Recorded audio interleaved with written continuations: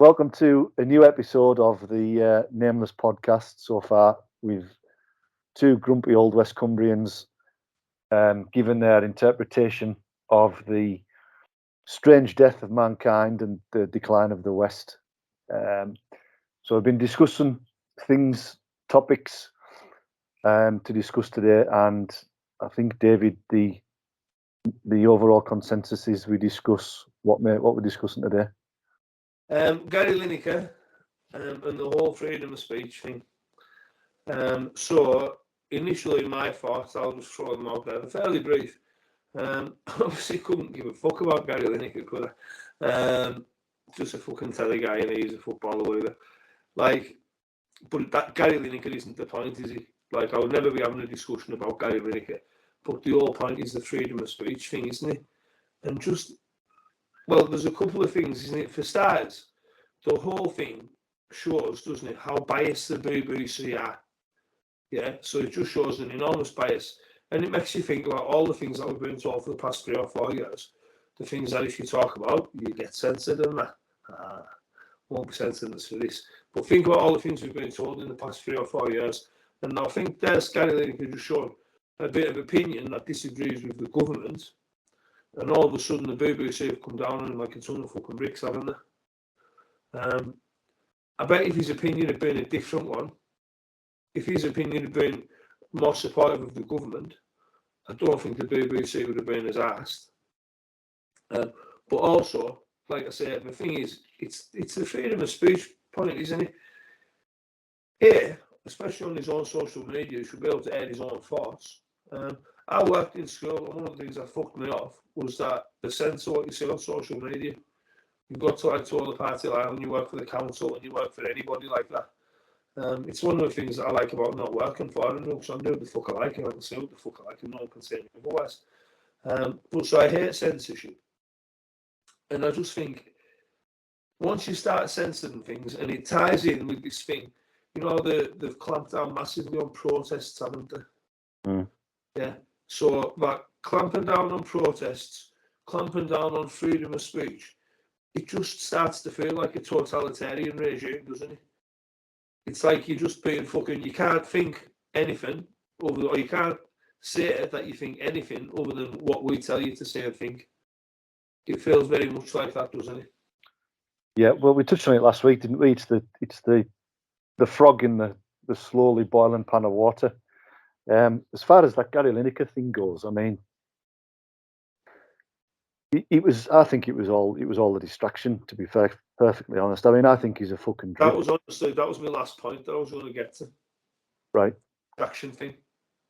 But go on, you fire away. Uh, yeah, I think it was just a distraction over something else. I mean, I think that the government, this new policy that the government are trying to bring in, where they're going to turn away the small boats and migrants who don't fit a certain criteria to get into the country. It's a load of horse shit. I mean, I watch a guy. Going to digress a little bit here, but I watch a guy on YouTube called History Debunked. And he's a guy called Simon Webb, and he's a typical what you like English gentleman, and he's so well researched. I think the YouTube channel is his only job, and he's researched and well read. And he pointed out that in 2001, David Blunkett, as Home Secretary under the Labour Party, introduced a very, very similar policy, and it's just never worked. It's never been. It's all like what do you call it when governments sort of um, hijack a point to sort of gain popularity? Is it populism or something like that? Yeah. It's like a populist point.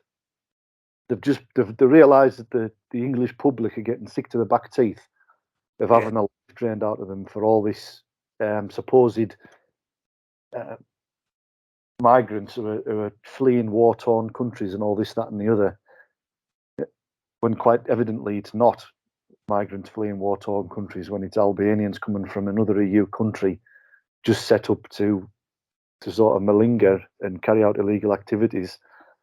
And the British public are getting fed up of it, so they've got to be seen to be doing something.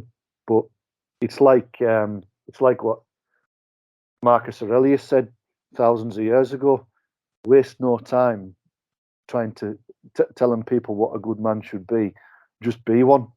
So it's all about actions and not words. But the government and that don't give a monkey's, or it seems they wouldn't. It's all just populism to sort of quell the upsurge in unrest. Yeah, like whatever the people want to hear, we'll say that is policy, and it'll keep them happy. That's it, isn't it? Because that's what Brexit was all about, wasn't it? To curb all the influx of immigrants and migrants. But it's never happened. I would say it's gotten worse, if anything. I know we're a member of the European Court of Human Rights, but it's just so how are they going to stop it if we're still a member of the European Court of Human Rights?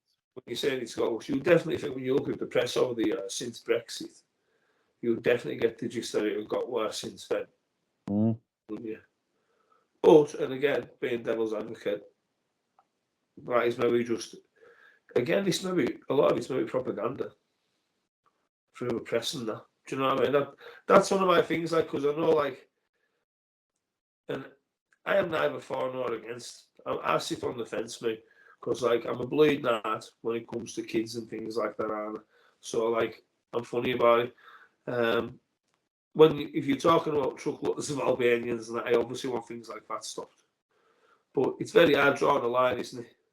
Of like what you stop and what you don't. That's the hard thing. And I do. So one of the questions that I always think is, I think like what governments always do and what people in power always try and do is divide and conquer, isn't it? Yeah. Yeah, who they divide. And obviously a very easy divide is like a very easy one is Christian and Muslim, isn't it? That's really fucking easy. And also like British and foreign is a really easy one, isn't it? And again, British and foreign, you're guaranteeing lots of support, aren't you? Because you're not dividing your support. You can't always really look after all of yours. So I do sometimes think with the immigration thing, I wonder how much of it's actually right. Just like I do with anything that you see in any of the mainstream media or the news. Yeah, well, I mean, if you were to believe the statistics, the ONS statistics that tell you about the increase in immigrant population, you just have to look at that and see that it has increased. I think it was 1.4 million over the last 2 years or something like that. It's if someone said this, no, this is actually the fact is it has improved. That wouldn't surprise us in the slightest. Like I always question that, like that fucking mainstream media thing, out like you say on news or in the papers. Yeah. Like the fucking BBC News website or whatever. I just question anything like that. And think, I don't believe how you say. Well, going back to Lineker and his relationship with the BBC, obviously, apparently he's a freelancer, so he's not directly employed. I think he's like a limited company or whatever, or that kind of thing. So he's not directly employed. He'll be employed through a framework of some description. Not like that, really, I imagine. Some sort of taxman. So yeah, exactly. Yeah, so he's not directly under the T's and C's of the BBC, but they soon backed down, didn't they? I mean, they give it all the big licks and whatever else, and ultimately they're a lefty bloody corporation anyway, so they're not gonna support anything that's remotely conservative in political sense, and they took the high and mighty route with him, and obviously whoever the gaffer is at the BBC, he soon backed down under what pretense and what pressure, I don't know.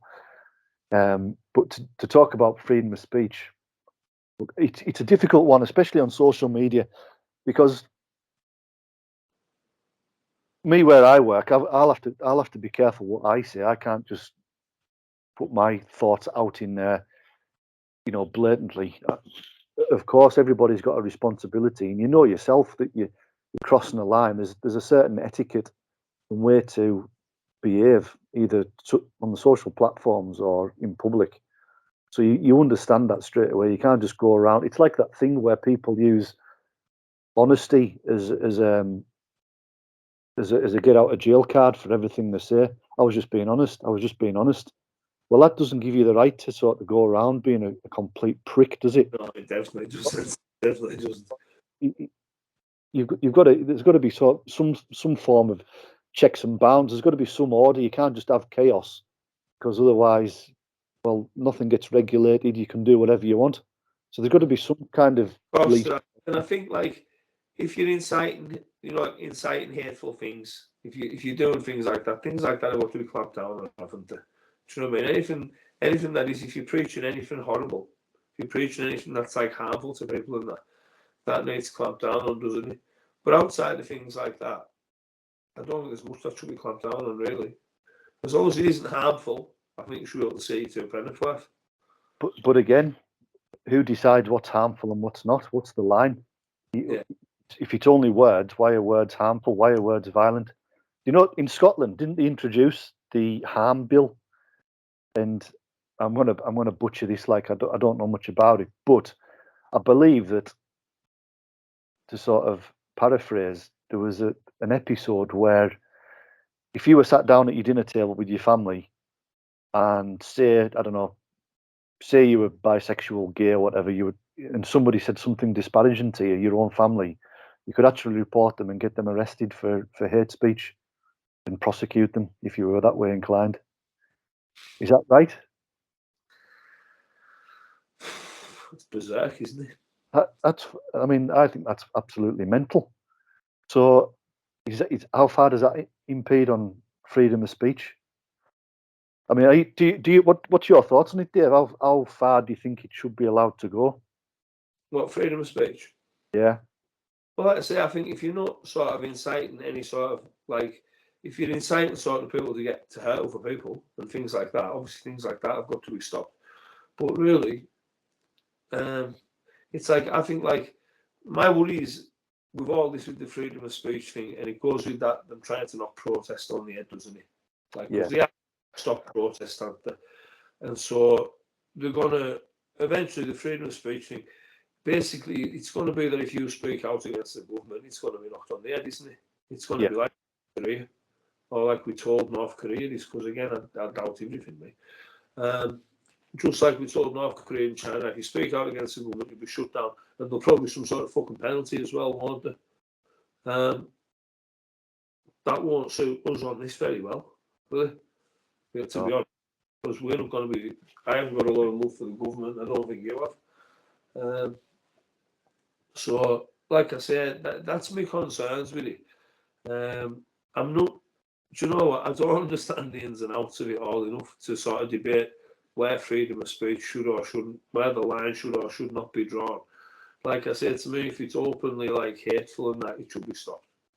But other than that, I think so you fucking want. Like, like things that we're going to say things on this that some people are going to find offensive.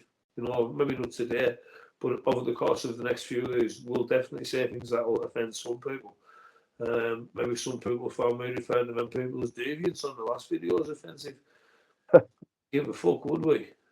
We wouldn't care that we hurt the feelings, would we? So I don't think you can be worrying too much about freedom of speech hurting people's feelings. I think that's ridiculous. Like I say, I just think if it's going to wind up with people actually getting hurt, it needs stopped. Other than that, say what you want. Yeah, but it's like I said, the big point is it's like that bit about not stopping people protesting, not stopping people speaking out. Because Lineker basically spoke out against the government and got whammed for it, didn't he? Like, you cannot do that. You cannot. When you work for us, you cannot speak out against the government. That's what was basically told, wasn't he? And there's some like that top BBC guy as well. He donated loads of money to the Tory party, didn't he? The guy who's in charge of the BBC. There was something about that. Yeah, like 800 grand or something like that, or something like that. I'm sure the guy who's in charge of the BBC donated loads of money to the Tory party.